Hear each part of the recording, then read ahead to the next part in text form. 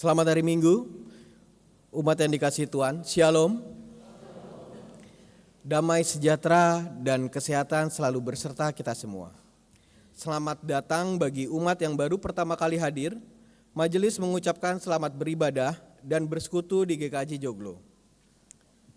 Agar ibadah berjalan dengan khidmat, mohon untuk menonaktifkan handphone atau diubah ke nada getar atau silent. Kami akan membacakan pokok-pokok pewarta Minggu 23 November 2025. Persidangan majelis bulan November. Persidangan majelis pleno akan diselenggarakan pada hari Jumat tanggal 28 November 2025. Bagi Bapak, Ibu, Saudara atau Saudari yang memiliki keperluan gerejawi, dipersilakan untuk menghubungi majelis wilayahnya masing-masing. Baptis anak. Majelis GKJ Joglo menyelenggarakan baptis anak dalam ibadah Natal 25 Desember 2025 pukul 8 pagi.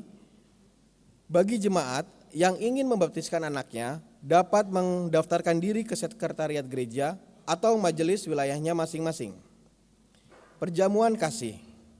Usai ibadah, marilah dengan semangat guyup rukun sebagai saudara seiman, kita mempererat persekutuan kita sambil menikmati hidangan sederhana dalam perjamuan kasih di area GSP. Untuk berita komisi, panitia, dan berita yang lebih lengkap dapat dibaca dalam pewarta digital yang sudah diberikan di dalam WAG kelompok atau di dalam aplikasi GKJ Joglo. Saudara-saudara yang dikasihi Tuhan, minggu depan kita akan memasuki masa Advent. Dalam kalender liturgi, minggu sebelum Advent dirayakan sebagai Minggu Kristus Raja. Kita diajak untuk menghayati keberadaan Kristus sebagai Raja atas semesta, yang memimpin dalam kerendahan hati serta kerelaannya untuk berkorban bagi segenap ciptaannya. Maka dari itu, memproklamirkan Kristus sebagai Raja berarti menyediakan diri untuk turut dalam kuasa dan keteladanan Sang Raja semesta.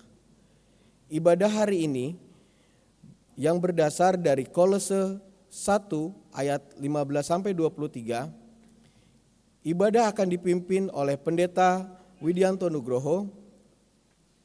Dengan penuh syukur, kita hendak memulai ibadah ini dengan berdiri dan menyanyikan Kidung Kesan 15 dengan gembira. Dengan gembira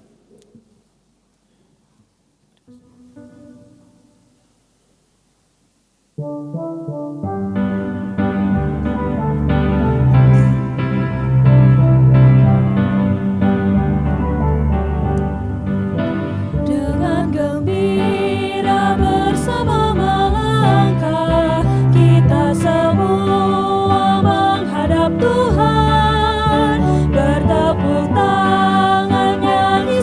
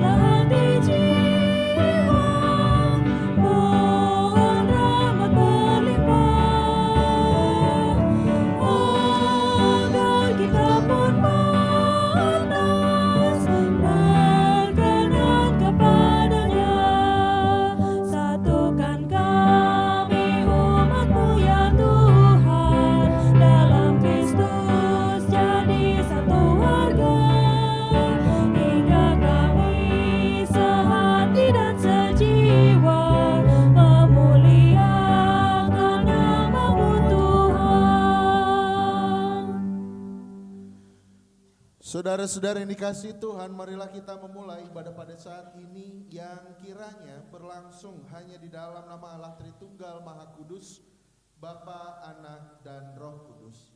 Amin.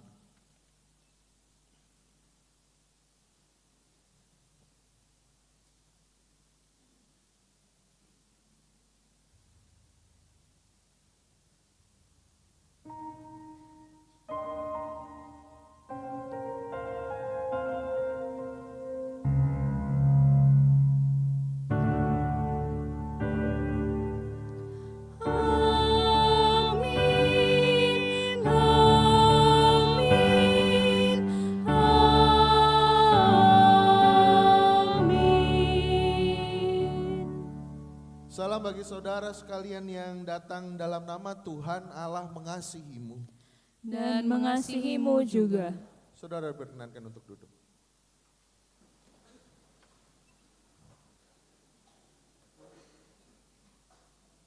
Saudara-saudara umat Allah yang dikasihi Tuhan, Yesus Kristus Sang Anak Allah menunjukkan keteladanannya dalam karya yang menyentuh semua orang, terutama mereka yang terpinggirkan serta mengalami penindasan. Itulah belas kasihan Allah yang ditampilkan Sang Anak. Maka Minggu Kristus Raja pada saat ini hendak merayakan keberadaan Tuhan yang melayani dengan penuh kerendahan hati serta merengkuh segenap ciptaan dengan kasih Allah yang begitu besar. Semoga saudara-saudara kita pun dimampukan untuk meneladani kerendahan hati serta belas kasihan Sang Raja semesta. Untuk itu saudara, kita akan membuka ibadah ini dengan menyanyikan Kidung Jemaat 19 bait 1 dan 5, Tuhanku Yesus.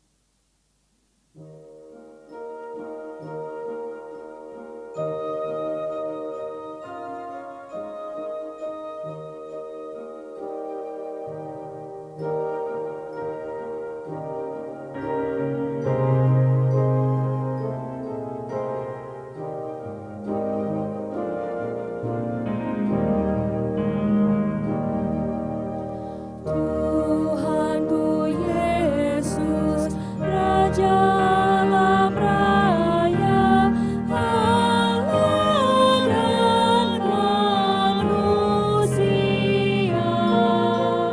Kau kukasihi, Kau junjunganku, bahagiaku yang bangga. Apa yang indah dalam dunia ini nampak dalam dirimu,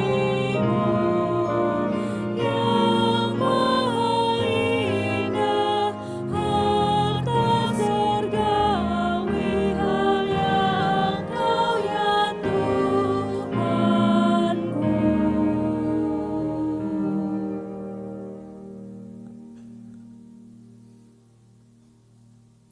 Saudaraku, Allah adalah kasih. Ia rindu kita hidup saling mengasihi. Marilah kita memperhatikan hukum kasih dan mengucapkan bersama-sama Matius 22 ayat 37 sampai 40. Yang demikian. Jawab Yesus kepadanya, "Kasihilah Tuhan Allahmu dengan segenap hatimu, dengan segenap jiwamu, dan dengan segenap akal budimu. Itulah perintah yang terutama dan yang pertama. Perintah yang kedua yang sama dengan itu ialah, kasihilah sesamamu manusia seperti dirimu sendiri. Pada kedua perintah inilah tergantung seluruh hukum Taurat dan kitab para nabi."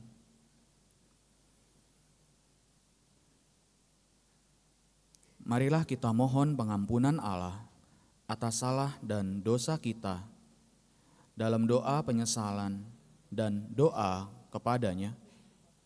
Mari kita menundukkan kepala dengan kerendahan hati dan memanjatkan doa secara pribadi. Mari berdoa.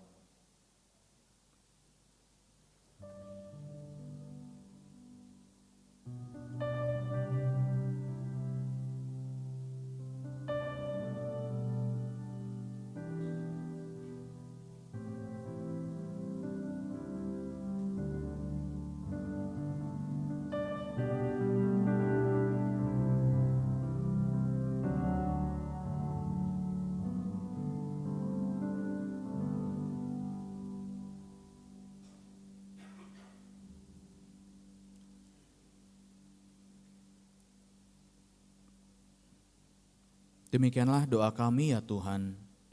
Kiranya Engkau mengampuni dan memulihkan kami. Amin.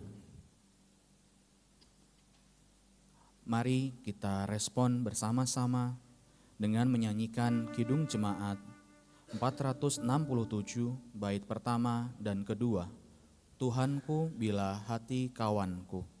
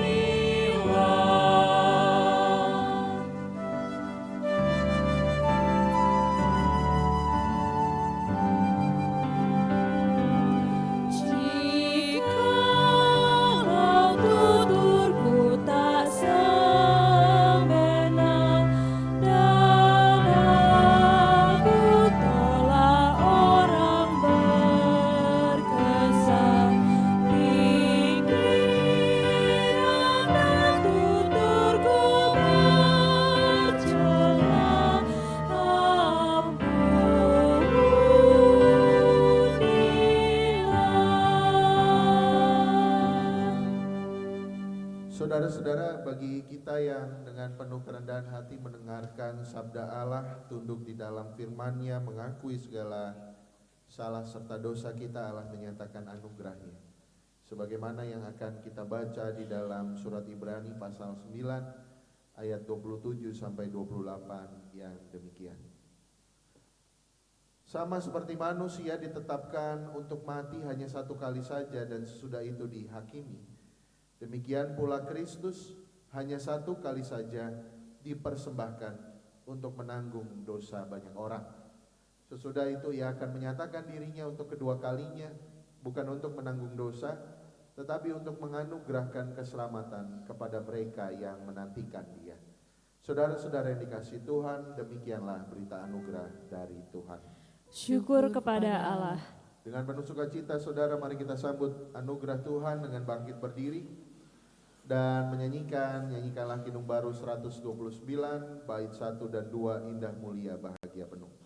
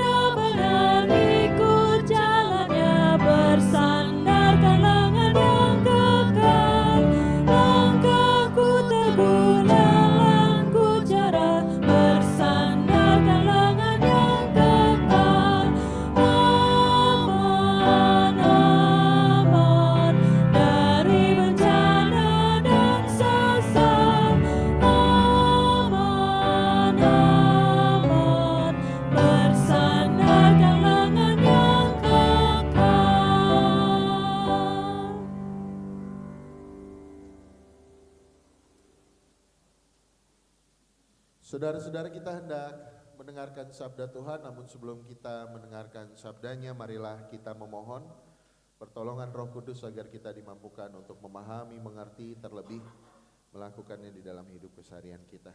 Saudara-saudara, mari kita berdoa. Tuhan Allah kami yang penuh kasih, kami bersyukur atas penyertaan-Mu di dalam hidup kami, sehingga pada hari ini ya Tuhan, Kau mengumpulkan kami, Engkau memanggil kami untuk beribadah di rumah-Mu yang kudus. Maka dari itu ya Tuhan, tuntun dan tolonglah kami, agar sabda yang sebentar lagi kami dengar sungguh-sungguh dapat mengubahkan hidup kami, karena kami berjuang untuk melakukannya di kehidupan kami sehari-hari. Tolonglah ya Allah, agar sabda-Mu sungguh-sungguh mengubahkan kami, membuat kami berbalik kepada Engkau dari cara hidup kami yang lama yang mengarahkan kami kepada kebinasaan. Kiranya Tuhan menuntun dan menguatkan kami.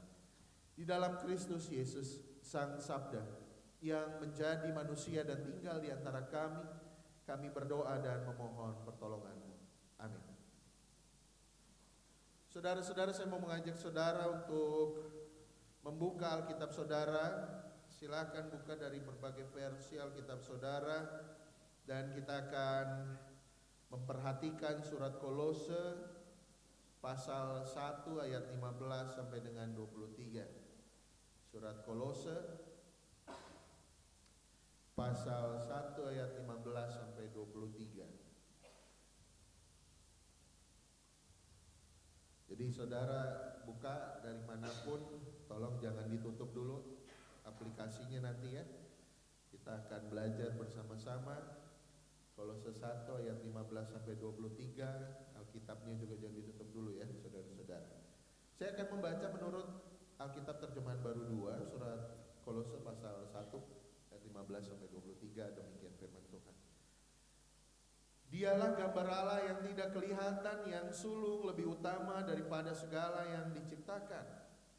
Karena di dalam Dialah telah diciptakan segala sesuatu yang ada di surga dan yang ada di bumi, yang kelihatan dan yang tidak kelihatan, baik singgasana maupun kerajaan, baik pemerintah maupun penguasa, segala sesuatu diciptakan melalui Dia dan untuk Dia. Ia ada terlebih dahulu daripada segala sesuatu, dan segala sesuatu menyatu di dalam Dia. Dialah kepala tubuh, yaitu gereja. Dialah yang sulung, yang pertama bangkit dari antara orang mati, sehingga Dialah yang lebih utama dalam segala sesuatu.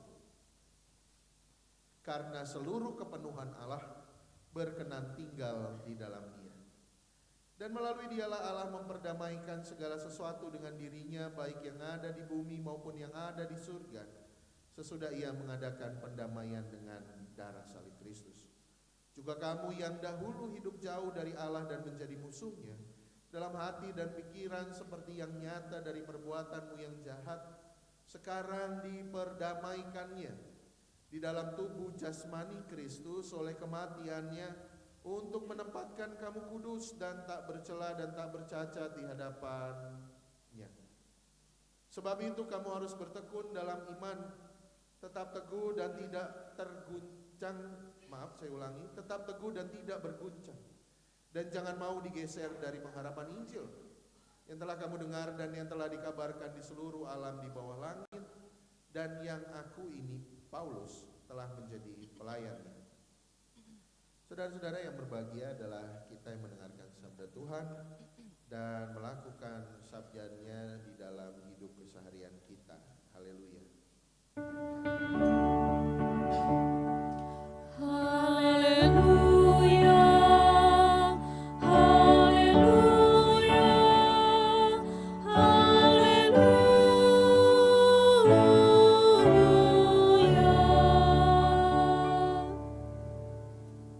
Saudara-saudara, selamat pagi, selamat hari Minggu. Ada yang ngantuk? Gak ada? Ada yang baru hadir? Ada ya. Ya, kalau gak ada yang ngantuk, saya mau ngasih kuliah sedikit ya, saudara. Saudara-saudara yang dikasih Tuhan, pada hari ini dibilang minggu biasa sebenarnya juga enggak, tetapi ada satu momen khusus, namanya Minggu Kristus Raja. Minggu apa saudara? Kristus Raja. Jadi kalau saudara ke gereja kemarin dan datang hari ini, satu hal perbedaan yang paling mencolok adalah warna liturgis. Warna liturgis itu warna yang bisa saudara lihat di stola yang saya pakai, atau kain salib di belakang saya, saudara-saudara. Kalau minggu lalu itu hijau, minggu ini itu putih. Karena kita mau menghayati keberadaan Kristus sebagai Raja atas alam semesta. Jadi kalau saudara-saudara perhatikan, GKJ itu mengikuti kalender liturgis yang berpusat kepada kelahiran, penderitaan, kematian, kebangkitan Kristus, dan seterusnya. Jadi liturgi kita, tata ibadah kita, itu berpusat pada itu, saudara-saudara. Nah, tahun baru liturgi, saudara-saudara, itu adalah masa Advent. Jadi kalau besok minggu depan kita akan memasuki masa Advent, itu kita memasuki siklus liturgi yang baru. Diatur dengan bacaan-bacaan yang baru. Jadi kita punya 3 bacaan, bacaan A, B, dan C. Nah, besok itu akan ada bacaan yang baru. Tahun ini beda, lalu tahun besoknya beda. Jadi bukan berdasarkan pergantian tahun, tetapi berdasarkan masa-masa di dalam gereja. Nah, karena minggu depan Advent, saudara-saudara, maka minggu sebelum Advent itu dihayati, diperingati sebagai Kristus Raja. Mengapa, saudara-saudara? Karena asumsinya selama setahun, mulai dari Advent, penantian akan kedatangan Tuhan, lalu kemudian hari Natal kita memperingati kelahiran Tuhan, lalu kita memasuki masa Prapaskah. Masa Prapaskah adalah masa penghayatan akan kedatangan Tuhan, akan sengsara Kristus. Lalu kita memasuki masa Paskah. Setelah itu saudara-saudara masuk kepada minggu-minggu biasa, menghayati karya Roh Kudus di dalam gereja dan seterusnya. Sehingga asumsinya saudara-saudara selama setahun itu sudah jelaslah bagi orang percaya melalui ibadah kita, melalui firman-firman yang kita perdengarkan, kesaksian bahwa Yesus yang menjadi pusat dari peribadahan kita adalah betul-betul Allah dan manusia sejati yang mengorbankan dirinya di atas kayu salib untuk membebaskan dunia dari cengkraman dosa. Itulah saudara-saudara letak kemerajaan Yesus. Jadi kenapa dia raja itu bukan pertama-tama karena dia Allah. Ya betul, karena dia hadir di dunia, iya betul. Tetapi pertama-tama Yesus menjadi raja atas seluruh semesta karena dia adalah pernyataan Allah yang hadir di dalam dunia sebagai manusia, mengerjakan apa yang Bapa kehendaki, termasuk di dalamnya membebaskan manusia dari cengkraman dosa melalui penderitaan, kematian, dan kebangkitannya.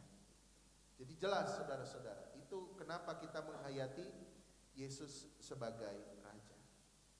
Jadi penghayatan Rajanya saudara-saudara agak berbeda dengan penghayatan kita atau ketika kita melihat kepemimpinan di dalam hidup kita sehari-hari dalam sudut pandang duniawi. Jadi kalau di mana-mana saudara-saudara kita melihat menjadi pemimpin itu berebut, menjadi pemimpin itu prestis, menjadi pemimpin itu berarti punya kuasa, menjadi pemimpin itu berarti punya kekayaan. Maka ini konsep yang mau dijungkir balikan, saudara-saudara. Itulah sebabnya kalau kita pakai konsep dunia dalam memandang raja dan pemimpin, banyak sekali orang mau berebut jadi pemimpin. Ini kalau berita yang saya dengar ini akhir-akhir ini, nuhun sewu. Katanya sekarang di Solo ada 2 sultan ya, Bapak Ibu ya. Betul ya? Jadi ada 2 anak raja dari istri raja yang berbeda, betul ya Bapak Ibu? Yang satu mengaku sebagai raja, yang gak lama semuanya jadi raja, yang satunya lagi raja. Betul ya Bapak Ibu? Ya. Itu jadi yang sering terjadi gitu ya. Kekuasaan, jabatan prestis itu begitu diperebutkan. Bahkan kalau bapaknya raja, anaknya raja. Bapaknya presiden, anaknya wakil presiden. Gitu ya, saudara-saudara ya. Pokoknya segala cara, anak saya harus jadi raja, anak saya segala cara harus jadi wakil presiden. Ya, saudara-saudara. Jadi itu yang terjadi karena dipandangnya saudara-saudara jadi pemimpin itu enak sekali. Dan bahkan itu terjadi di dalam gereja. Gereja itu juga penuh dengan intrik dan politik ketika menganggap kekuasaan sebagai itu tadi, cara pandang dunia. Oh, punya privilege, punya kuasa, punya keutamaan, punya kekayaan mungkin dan seterusnya. Tetapi tidak dengan GKJ. Di gereja lain Bapak Ibu Saudara menjadi penatua, menjadi diaken berebut. Di GKJ, monggo silakan. Wah, kalau di gereja lain betul, sumpah Bapak Ibu gak boleh sumpah ya. Tapi betul. Saya kalau ketemu teman-teman saya, pendeta-pendeta tuh ya Bapak Ibu, Nun Sewu ini terutama gereja-gereja di Sumatera, Bapak Ibu ada ya. Orang-orang di Sumatera, wah ini jadi sintua penuh dengan sintua atau penatua Bapak Ibu. Jadi penatua itu, wah sana sih. Jadi ketua sinode itu, wah luar biasa. Jadi ketua klasis itu, wah lobi sana, lobi sini dan seterusnya. Mungkin maksudnya baik untuk berkarya lebih, tetapi kadangkala cara untuk ke sana sama dengan cara dunia memperlakukan kekuasaan dan posisi. Tapi tidak dengan GKJ. Itu saya heran Bapak Ibu. Kemarin saya sidang klasis. Bapak Ibu, saya sidang klasis diikuti oleh 11 gereja utusan-utusan. Bapak Ibu tahu kalau sidang klasis kita di klasis Jakarta bagian barat, yang paling lama penentuan apa? Penentuan ketua klasis. Itu kami pendeta-pendeta saling mempersilahkan yang lain untuk maju, udah kamu aja gitu ya. Kenapa GKJ begitu ya Bapak Ibu? Saya heran juga. Mungkin tercermin dari cara kita milih tempat duduk di ibadah kali ya Bapak Ibu. Gak ada yang mau jadi terdepan. Ini terdepan kosong gitu. Kalau ngelihat paling depan Pak Priyo, Bu Priyo, Pak Priyo, Bu Priyo gitu. Ya, yang lainnya enggak gitu. Nah, cara pandang ini Bapak Ibu Saudara, inilah yang mau kita jernihkan pada hari ini. Bahwa menjadi pemimpin, menjadi orang yang memiliki kuasa itu artinya kesediaan untuk bertanggung jawab, kesediaan untuk melayani, kesediaan untuk berkorban, kesediaan untuk memberikan diri. Seperti apa Bapak Ibu Saudara? Seperti Yesus. Yang bagaimana kita mau lihat di dalam bacaan kita hari ini. Mari Bapak Ibu, kita perhatikan Kolose 1 ayat 15.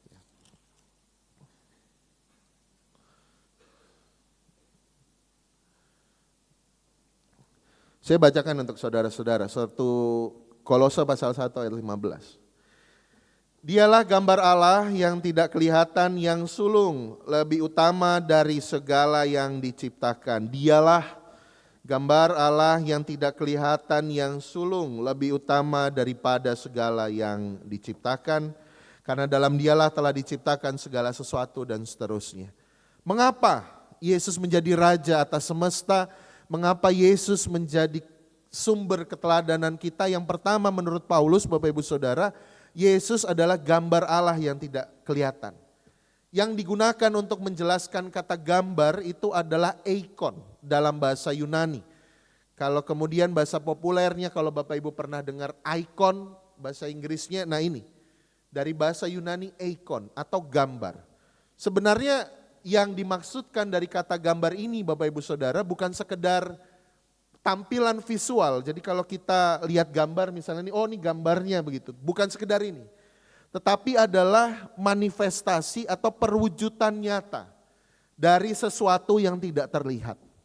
Jadi kalau Allah Bapa, Bapak Ibu Saudara, di dalam Yohanes 4 ayat 24 misalnya, tidak ada seorang pun yang pernah melihat Allah, maka Allah di dalam iman Yahudi yang kemudian kita teruskan adalah sosok yang tidak kelihatan. Sosok yang tidak pernah dan tidak akan bisa dijangkau oleh manusia. Kenapa? Karena ada jarak yang begitu jauh antara Allah yang Maha Kudus dengan manusia yang penuh dosa. Namun Bapak Ibu Saudara, di dalam Yesus sifat dan karakter Allah dinyatakan secara penuh.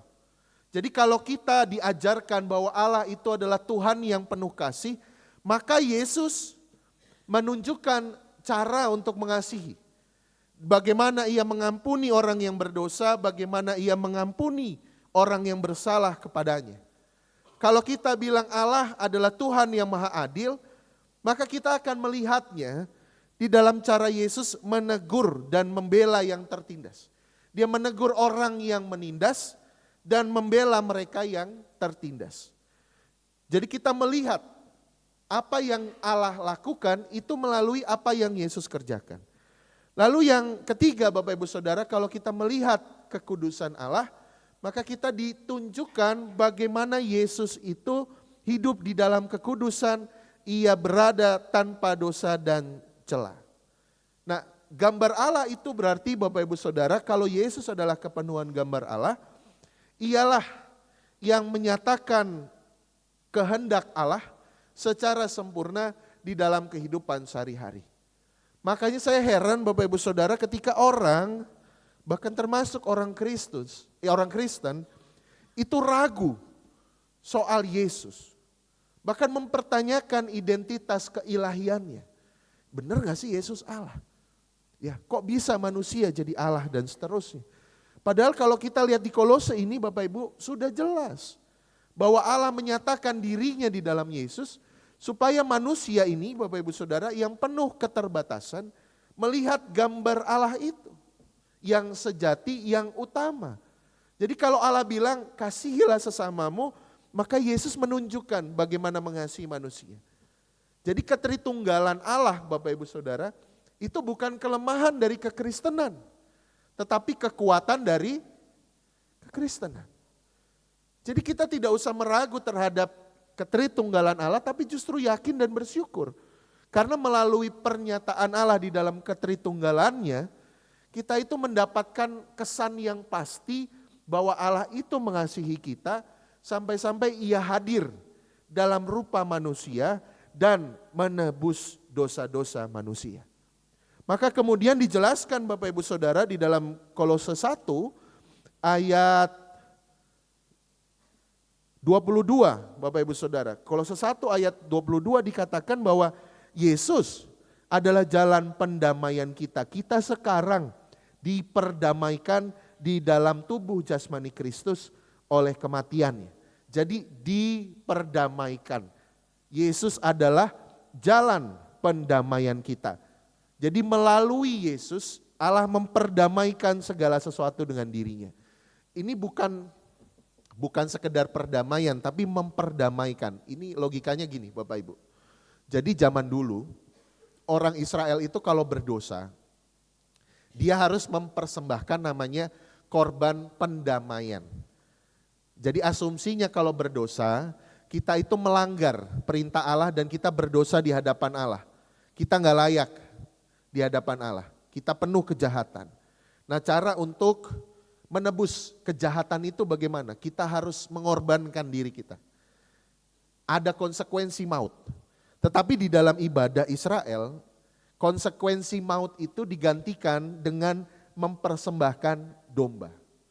Jadi domba itu Bapak Ibu Saudara, kalau orang merasa berdosa dia ke bait Allah, lalu dia nemui imam, lalu bawa domba. Imam tolong saya berdosa, ini domba tolong disembelih bagi korban pendamaian. Jadi dia bawa dombanya dari rumah disembelih lalu imam mempersembahkannya sebagai korban bakaran, maka selesailah dosanya. Nah anggapannya Bapak Ibu Saudara, kemudian manusia, orang yang mempersembahkan korban itu menjadi memiliki relasi yang baru dengan Allah. Nah itulah diperdamaikan. Nah Yesus Bapak Ibu Saudara menggantikan domba itu. Jadi sekali untuk selamanya dia mengorbankan dirinya di atas kayu salib supaya orang yang percaya kepada Yesus tidak binasa dan beroleh hidup yang kekal. Jadi sekali untuk selamanya Yesus mati bagi kita, kita hidup di dalam Kristus, maka kita diperdamaikan dengan Allah. Dosa-dosa kita, hidup kita dibenarkan. Dibenarkan. Kita yang tidak layak memperoleh keselamatan, kita yang harusnya memperoleh hukuman maut karena dosa, itu dilayakkan, itu dibenarkan karena Yesus yang menjadi korban pendamaian bagi kita. Persoalannya Bapak Ibu Saudara, ketika Yesus berkorban, ketika Yesus menjadi jalan pendamaian, Allah menawarkan pilihan kepada manusia. Mau ikut jalan pendamaian itu atau kita mau mengabaikannya? Jadi Yesus menghargai kehendak bebas manusia. Ia memberikan, ia mewartakan, ia menganugerahkan jalan pendamaian itu, tetapi manusia diberi pilihan. Mau ikut atau gak mau ikut. Kalau kita mengakui Yesus sebagai Raja dan kita ini anak-anak Raja, Bapak Ibu Saudara. Kita sering bilang gitu ya, ada lagu sekolah minggu kan Bapak Ibu?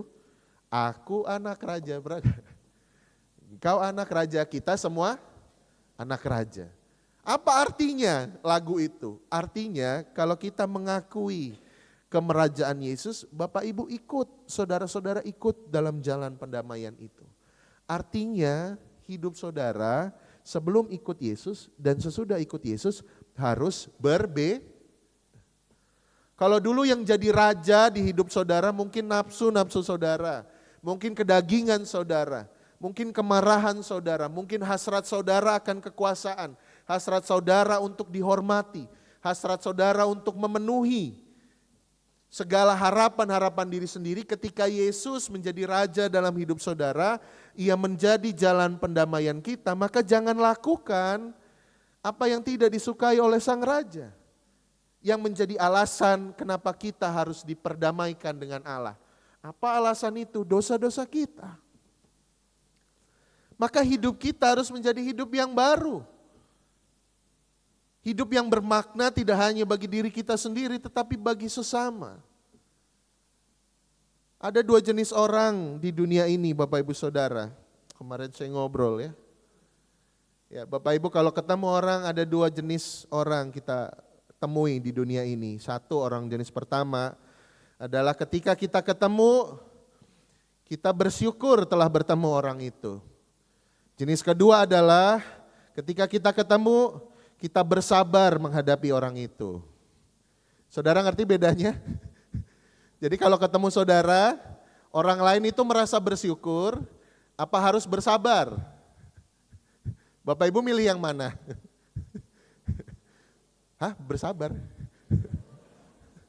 Enggak Mas, saya mau menjadi alat Tuhan untuk mengajarkan orang lain arti kesabaran.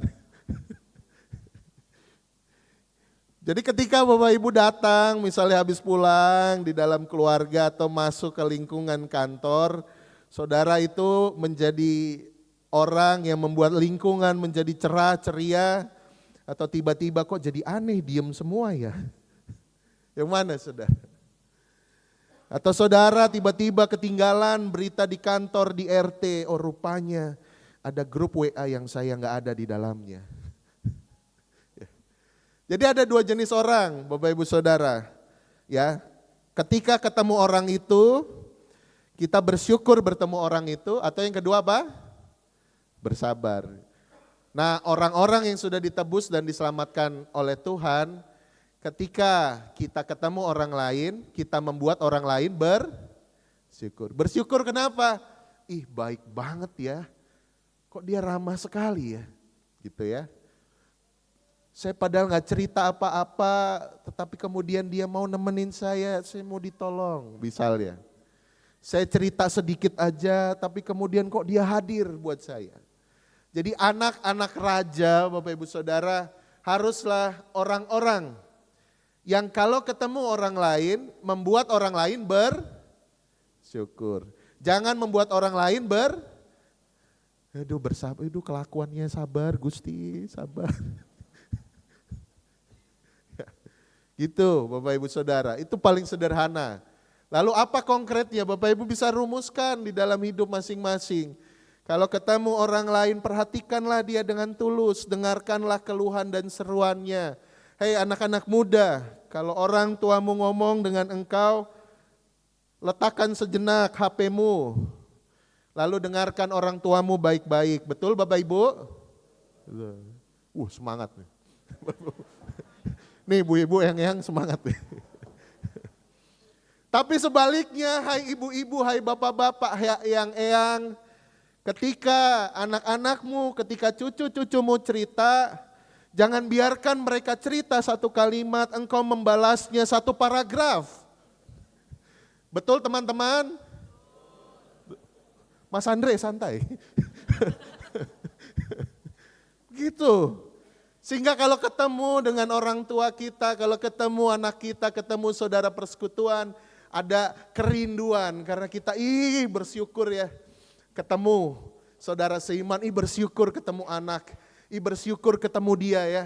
Suasananya tadi murung, suasananya tadinya suram, tapi ada orang ini datang jadi ceria, membawa pengharapan, membawa optimisme, membawa kebaikan, dan seterusnya, dan seterusnya. Jangan jadi orang yang kalau kita ketemu orang lain bersabar menghadapi kita. Jangan Bapak Ibu Saudara. Lalu konsekuensi berikutnya apa Bapak Ibu Saudara? Yesus adalah kepala gereja. Dinyatakan di dalam Kolose 1 ayat 18. Paulus berkata dialah kepala tubuh yaitu gereja. Dialah yang sulung yang pertama bangkit dari antara orang mati.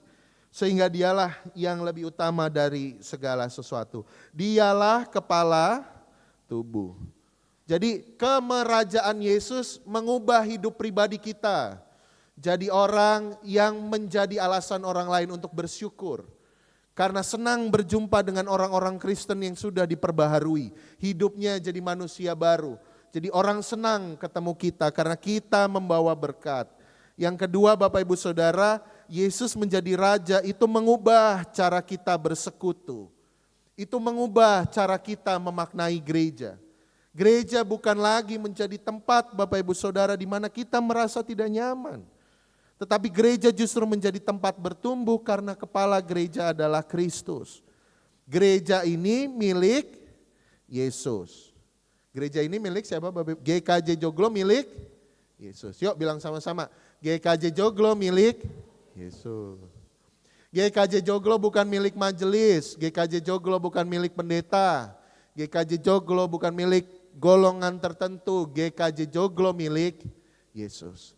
Jadi jangan ada orang yang merasa menjadi pemimpin atas seluruh orang di GKJ Joglo.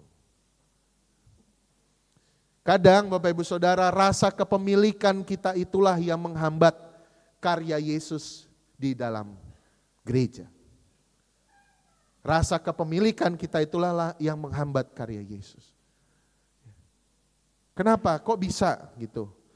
Ketika kita mau digerakkan oleh Tuhan untuk berbuat kebaikan, ketika kita digerakkan oleh Tuhan untuk membuat perubahan, kadangkala yang menghambat itu Bapak Ibu Saudara adalah bagaimana kita merasa ya nanti begini, nanti begitu dan seterusnya. Padahal gereja adalah milik Yesus. Kebaikan-kebaikan yang Yesus kerjakan, kerjakanlah di dalam gereja. Jadi fokus gereja adalah apa yang mau Yesus kerjakan di dalam gereja. Itu. Segala aturan, segala kebijakan itu berdasarkan itu, tujuan utama. Bagaimana karya Yesus dinyatakan di dalam gerejanya. Maka Yesus menjadi Raja itu mengubah kita untuk bersekutu Bapak Ibu Saudara. Persekutuan yang hidup dan tumbuh berdasarkan kehendak Yesus. Bapak Ibu, kita sedang dalam masa penyusunan program, betul? Betul Bapak Ibu? Betul ya. Saya tahu ada Bapak Ibu yang harus menelan sebuah kenyataan, wah ini ada pemotongan anggaran, ini ada penyesuaian, ini ada itu dan seterusnya. Tapi yang mau saya katakan kepada Bapak Ibu, tenanglah, gereja ini milik Yesus.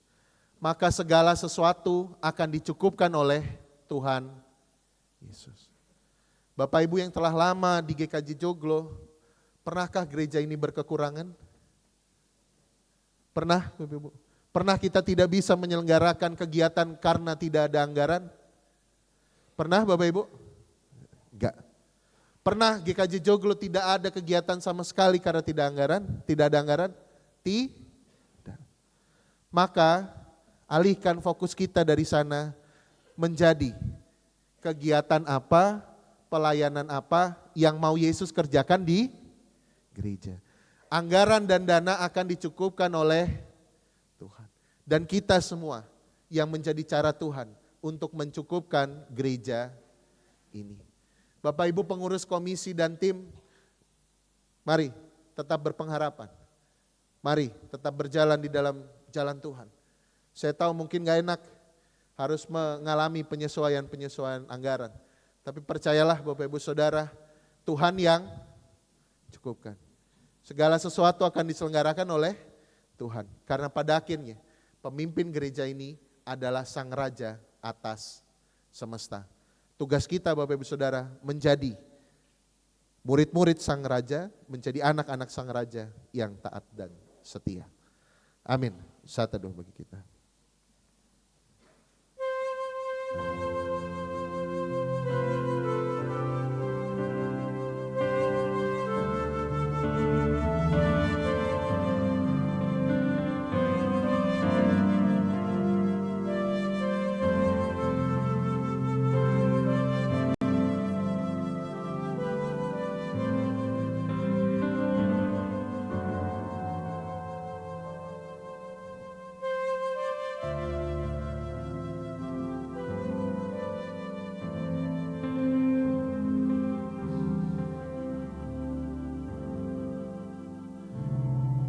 Saudara-saudara yang dikasihi Tuhan, mari kita berdoa. Allah Bapa yang Maha Kasih, tolonglah kami untuk hidup tunduk dan taat sebagai warga kerajaan Allah. Tolonglah kami ya Raja atas semesta agar kami hidup sesuai dan seturut dengan kehendak-Mu.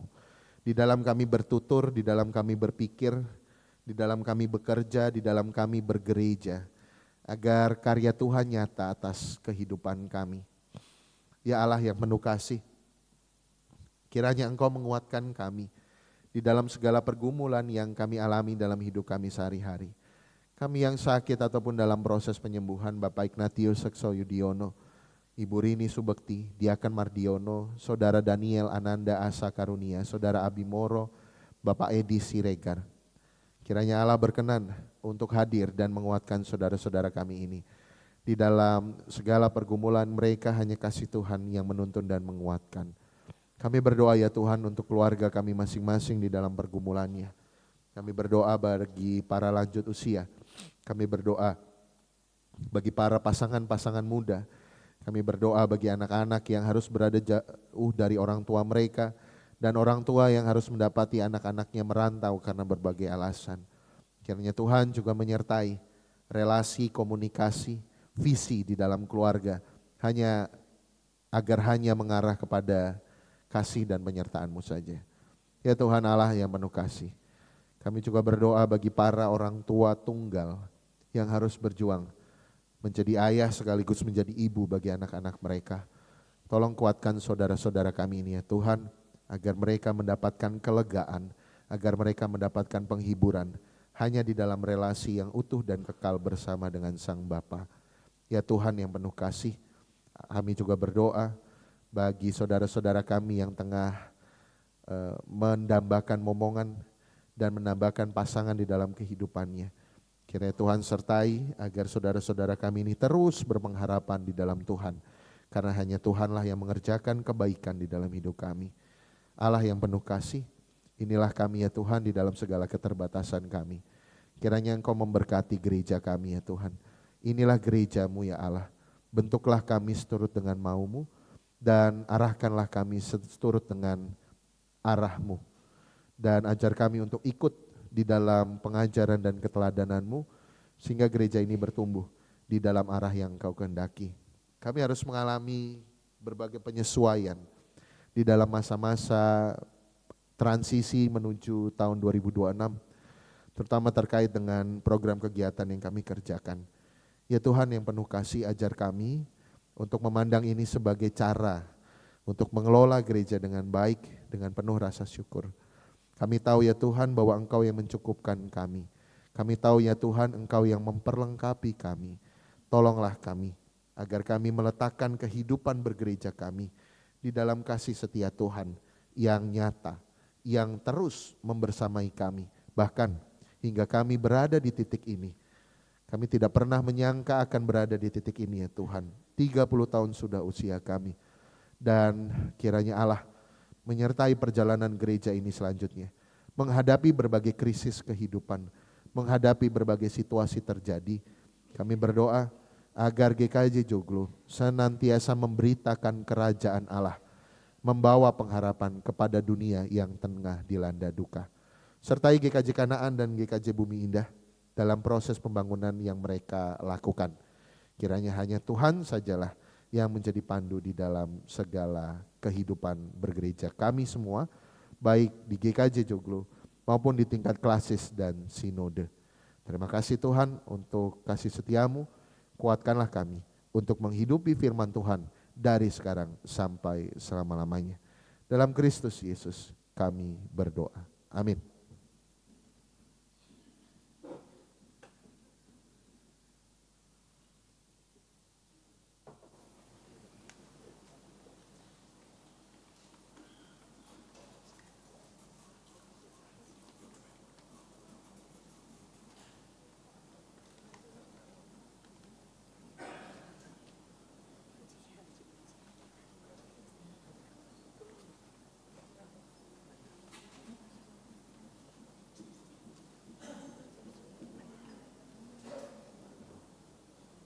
Saudara-saudara yang dikasihi Tuhan, kita akan bersama-sama mendengarkan persembahan pujian dari Paduan Suara Wilayah 2 dengan lagu berjudul Pujilah Akan Allah.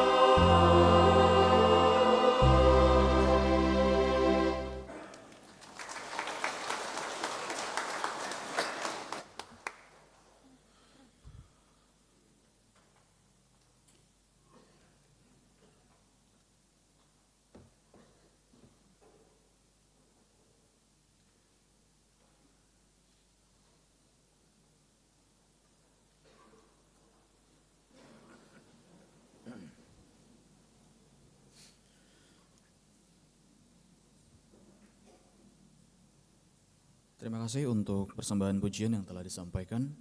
Kiranya semakin memperteguh iman kita. Umat yang terkasih, marilah kita menyegarkan iman dengan mengucapkan pengakuan iman rasuli bersama-sama. Aku percaya kepada Allah, Bapa yang Maha Kuasa, Khalik langit dan bumi, dan kepada Yesus Kristus, Anak yang tunggal Tuhan kita, yang dikandung dari Roh Kudus, lahir dari anak darah Maria, yang menderita di bawah pemerintahan Pontius Pilatus, disalibkan, mati dan kuburkan, turun ke dalam kerajaan maut. Pada hari yang ketiga, bangkit pula dari antara orang mati, naik ke sorga, duduk di sebelah kanan Allah, Bapa yang Maha Kuasa, dan akan datang dari sana untuk menghakimi orang yang hidup dan yang mati. Aku percaya kepada Roh Kudus, gereja yang kudus dan am, persekutuan orang kudus, pengampunan dosa, kebangkitan daging, dan hidup yang kekal.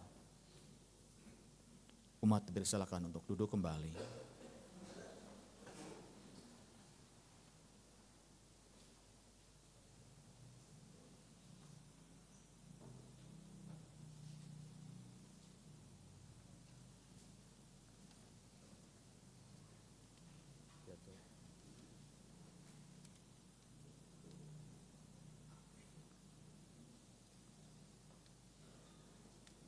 Allah Bapa kami yang makasih.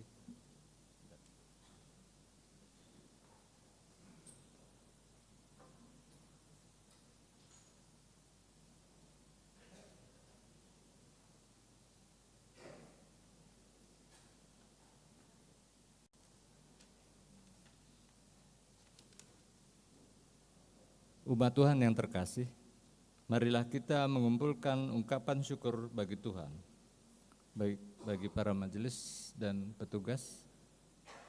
Dimohon untuk menempatkan diri.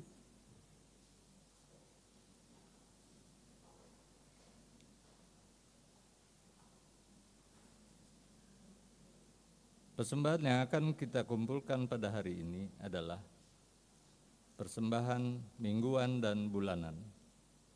Persembahan mingguan disampaikan melalui kantong persembahan ataupun scan kris yang tersedia di bangku jemaat.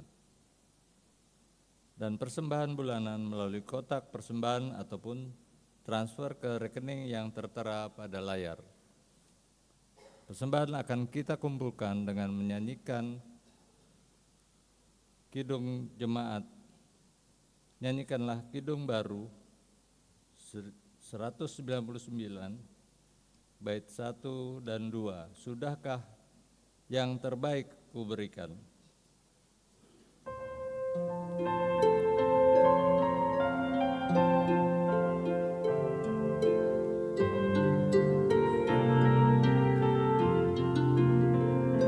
Sudahkah yang terbaik ku berikan kepada Yesus Tuhanku?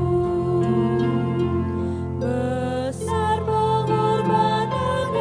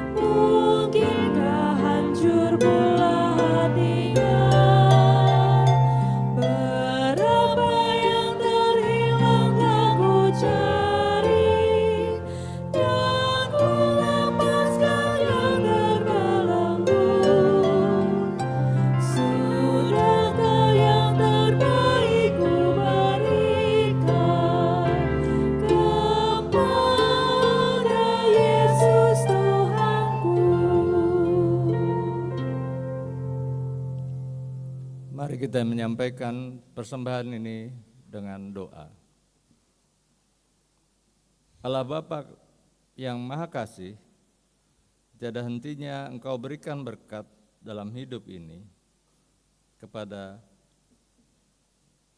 kami, dan kami mengucap syukur atas berkat yang kami terima ya Bapa. Saat ini kami telah mengumpulkan persembahan, baik persembahan mingguan, bulanan, dan persembahan lainnya yang merupakan pemberian-Mu. Berkatilah persembahan ini ya Bapa, dan berilah hikmat bagi pengelola persembahan ini, agar penggunaannya seturut dengan kehendak-Mu dalam memuliakan nama Tuhan. Apabila dalam kami mengumpulkan persembahan ini, ada hal-hal yang tidak berkenan di hadirat-Mu, kami mohon kasih pengampunan-Mu ya Bapa. Doa ini kami panjatkan dalam nama Tuhan Yesus Kristus, Juru Selamat kami yang telah mengajarkan kami berdoa. Bapa kami yang ada di surga, dikuduskanlah nama-Mu, datanglah kerajaan-Mu, jadilah kehendak-Mu di bumi seperti di surga. Berikanlah kami pada hari ini makanan kami yang secukupnya, dan ampunilah kami akan kesalahan kami, seperti kami juga mengampuni orang yang bersalah kepada kami. Dan janganlah membawa kami ke dalam pencobaan, tetapi lepaskanlah kami daripada yang jahat. Karena Engkaulah yang punya kerajaan dan kuasa dan kemuliaan sampai selama-lamanya. Amin. Umat dimohon tetap berdiri.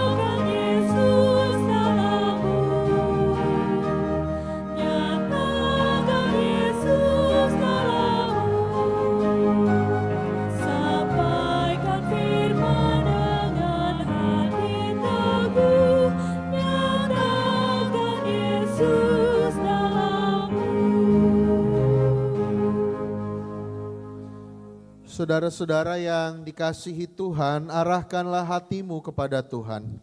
Kami mengarahkan hati kami kepada Tuhan. Jadilah saksi Kristus, Syukur kepada Allah, terpujilah Tuhan.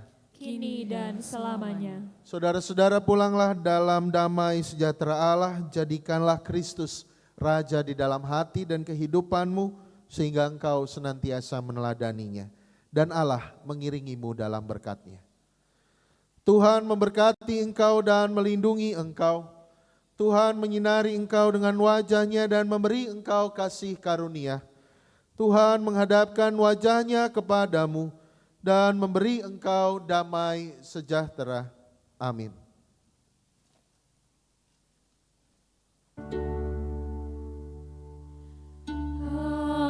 Haleluya.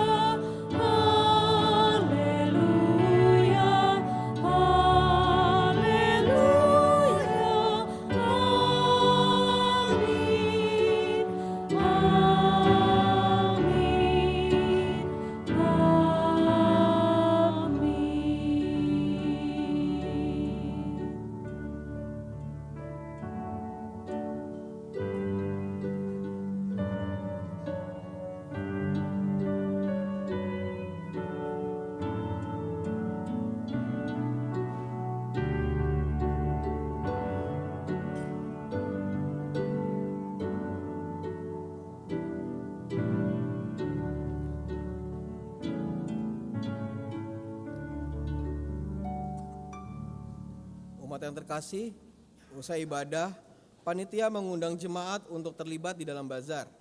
Mohon dukungan dan partisipasi warga jemaat dengan semangat guyup dan rukun. Kita bersama-sama menikmati perjamuan kasih. Majelis mengucapkan terima kasih untuk seluruh pelayan ibadah pada hari ini. Selamat melanjutkan peribadahan kita dalam hidup sehari-hari. Selamat hari Minggu, Tuhan Yesus memberkati.